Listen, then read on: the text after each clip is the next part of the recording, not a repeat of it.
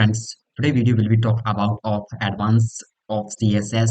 What is CSS of advanced tag? तो आज हम वो जानने वाले हैं क्या होते हैं एडवांस CSS के टैग और उसके सेलेक्टर्स के बारे में। तो सेलेक्टर्स क्या होते हैं, सेलेक्टर्स करते क्या है, सेलेक्टर्स क्या होते हैं कि वो आपकी वैल्यू एंड प्रॉपर्टी को स्टाइल देते हैं CSS के अंदर और HTML के अंदर टैग बनाते हैं। उसके बाद अपन सेलेक्टर को सिलेक्ट करके HTML के अंदर डिजाइन क्रिएट करते हैं। तो आज हम वही सीखते हैं। मैं बेसिक्स ऑफ CSS के सेलेक्टर्स पढ़े होंगे, तो हम सेकंड से आज शुरू करने वाले हैं। आज ये थर्ड पार्ट होने वाला है CSS का। तो चलिए हम सिंपली अपने नोट्स को ओपन करते हैं, उससे समझते हैं कि क्या होता है सेलेक्टर, एडवांस सेलेक्टर इन CSS। सिंपली आप देख सकते हैं एडवांस सेलेक्टर इन CSS। तो ये 5 टाइप में सेलेक्टर्स होते हैं CSS में। Simple selector, combinator selector, pseudo class selector, pseudo element selector and attribute selector. तो ये क्या करते हैं कि ये 4 प्रकार के सेलेक्टर्स होते हैं, 4 टाइप ऑफ सेलेक्टर। तो सिंपल सेलेक्टर तो हमने प्रीवियस वीडियो में हमने देख लिया था। अगर आपने नहीं देखा तो उसकी लिंक आपको डिस्क्रिप्शन में मिल जाएगी।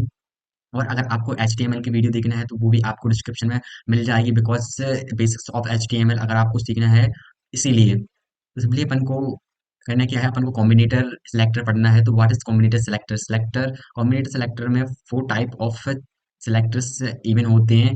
तो उसमें भी होते हैं 4 टाइप्स के। तो फर्स्ट है डिसेंडेंट सेलेक्टर, स्पेस का वर्क करता है। Combinator is something that I explain relationship between the selector, selector और रिलेशनशिप के बीच में आपके कॉम्बिनेटर समथिंग दैट एक्सप्लेन करता है। और इसके बाद है चाइल्ड सेलेक्टर, चाइल्ड सेलेक्ट का असाइनमेंट ऑपरेटर का यूज होता है, और ये भी मैं आपको करना सिखाऊंगा। और बाकी के आपको खुद करने पड़ेंगे, एक मैं करूंगा जिससे कि आप उसको अच्छे से सीख पाए, एक मैं करूंगा और बाकी ये आपको वर्क रहेगा। तो सबसे पहले डिसेंडेंट सेलेक्टर पढ़ते हैं। What is descendant selector? तो डिसेंडेंट सेलेक्टर कॉम्बिनेटर सेलेक्टर का ही एक टाइप है। तो डिसेंडेंट सेलेक्टर क्या होता है? A combinator is something that explain the relationship between the selector।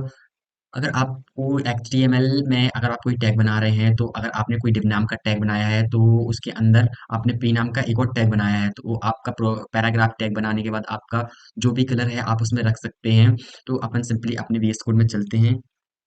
VS code में आने के बाद आप index.html की एक फाइल क्रिएट कर लेंगे। अगर फाइल क्रिएट नहीं करनी आती तो आप बेसिक्स ऑफ HTML की वीडियो देखते हैं, उसकी डिस्क्रिप्शन में लिंक भी दी गई है।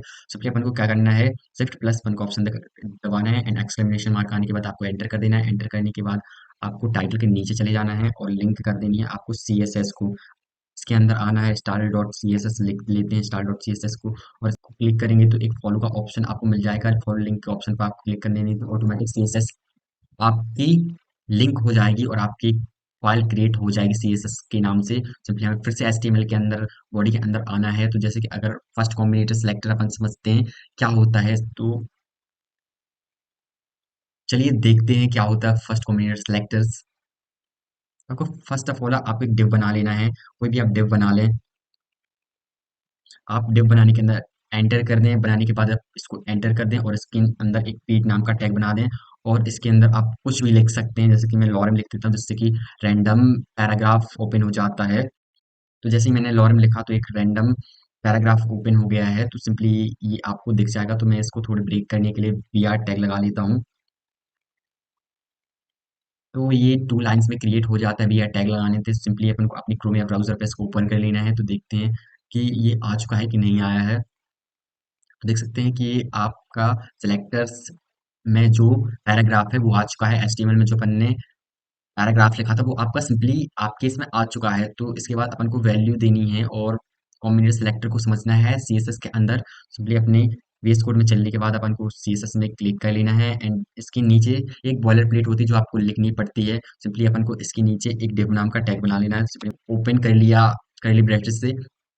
और अगर अपन को अपने पैराग्राफ का कलर बदलना है तो अपन को एक डिव के बाद अपन को पे टैग लगाना पड़ेगा, जिससे कि हमारा वो सिलेक्टर सेलेक्ट हो, इससे टारगेट हो जाए। तो अपन इसमें कलर डाल देते हैं। तो मैंने कलर ब्लू डाल दिया है। तो चलिए अपने क्रोम ब्राउजर पर जाके देखते हैं कि इसका कलर क्या हो गया है।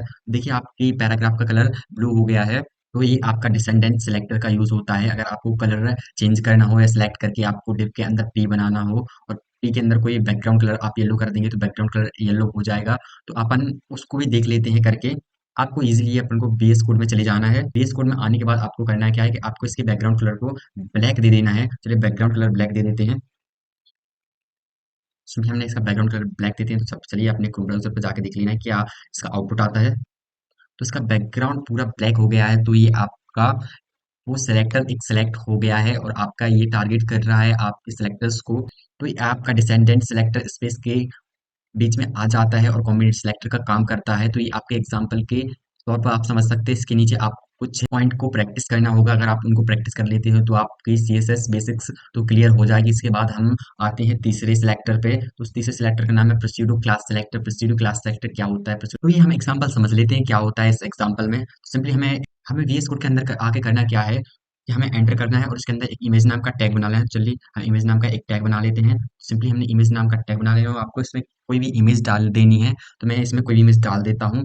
सिंपली मैंने एक इमेज डाल दी इसके अंदर और हमें style dot C S S के अंदर आना है।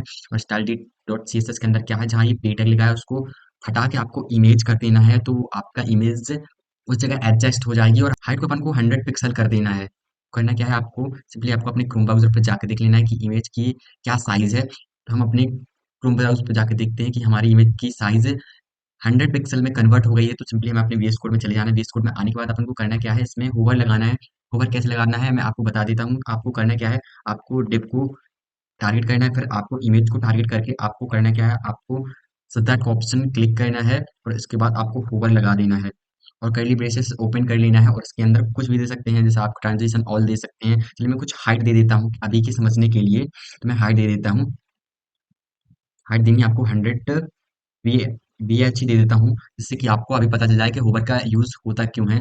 तो सिंपली हमें अपने क्रोम ब्राउज़र पे चले जाना है और क्रोम ब्राउज़र पे जाके अपनों को पॉइंट करना है अपनी इमेज को। देखिए इमेज बड़ी हो जाएगी, जैसे हम वापस अपना कर्सर उसके बाहर लाते हैं तो वो छोटी हो जाएगी। तो ये होता है होवर का यूज़ और आप समझ चुके होंगे होवर का यूज़। आप जितना इसको प्रैक्टिस करेंगे आप पे उतना ही बनेगा। सिंपली हम चलते हैं अब नेक्स्ट स्टेप की तरफ। क्या होता है नेक्स्ट पॉइंट, तो 4 एलिमेंट्स होता है प्रेसिड्यू एलिमेंट सेलेक्टर। प्रेसिड्यू एलिमेंट सेलेक्टर क्या होता है, प्रेसिड्यू element selector a select css procedure element is used to style a specific part of element। ये आपके स्पेसिफिक स्टाइल को आपको पार्ट में कन्वर्ट कर देता है एलिमेंट को। और आपको फर्स्ट लाइन, जैसे कि आपकी फर्स्ट लाइन है उसको सेकंड लाइन में, और आपकी अगर बहुत सारी लाइन है तो उनको लाइन बाय लाइन करने में यूज होता है। सिंपली हमें इसको यूज करने के लिए अपने VS कोड में चले जाना है। हमें VS कोड के अंदर आगे करना क्या है, सिंपली हमें VS कोड के अंदर आकर पी टैग को ही टारगेट करना है। करना क्या है, आपको CSS के अंदर जाना है और CSS के अंदर आने के बाद आपको पी टैग को टारगेट करना है। आपको प्रॉपर्टी पी कर लेनी है और उसके अंदर आप एक्सक्लेमेशन मार्क लगाएंगे। इसको आपको करना क्या है, आपको इसके अंदर जाने के बाद आपको एक सिलेक्शन लिख लेना है। चलिए मैं सिलेक्शन कर लेता हूँ। सिलेक्शन करने के बाद आपको कैलिब्रेशन लिखना है और उसको ओपन कर लेना है। और उसको आपको करना क्या है, आप कलर कुछ भी देना है। तो मैं चलिए कलर दे देता हूँ ग्रीन। तो जैसे कि मैंने कलर दे दिया है ग्रीन और हम इसकी थोड़ी फॉन्ट साइज को बढ़ा लेते हैं, जिससे कि वो हमारी थोड़ा बड़ा हो जाए और क्लियरली हमें दिखे। तो चलिए हम बढ़ा लेते हैं फॉन्ट साइज को। हमें उसको सेंटर में लाने के लिए आपको टेक्स्ट अलाइन सेंटर कर देना है। तो इसके बाद आपको अपने क्रोम ब्राउज़र पे जाके देख लेना है कि क्या होता है। देखिए आपका ये सेंटर में आ चुका है और अपन इसको सिलेक्ट करेंगे। तो ये सिलेक्ट देखिए किस टाइप में होता है, ये ग्रीन हो रहा है। जितना भी अपन सिलेक्ट कर रहे हैं ये ग्रीन हो रहा है।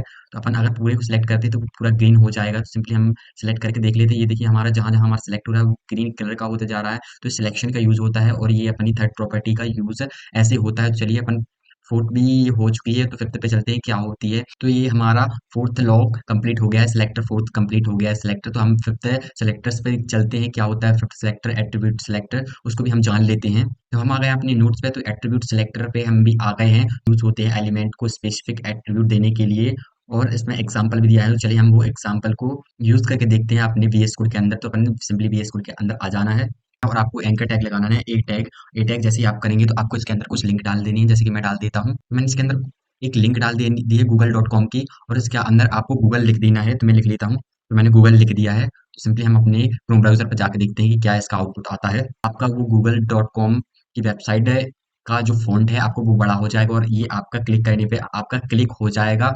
और इसको अगर हम सेलेक्ट करेंगे तो ये ग्रीन कलर का हो जाएगा। देखिए आप ग्रीन कलर का हो जा रहा है। तो ये आज हमने बेसिक CSS के अंदर सीखा है। तो आज की वीडियो में बस इतना ही। मिलते हैं नेक्स्ट वीडियो, तब तक के लिए टाटा बाय बाय।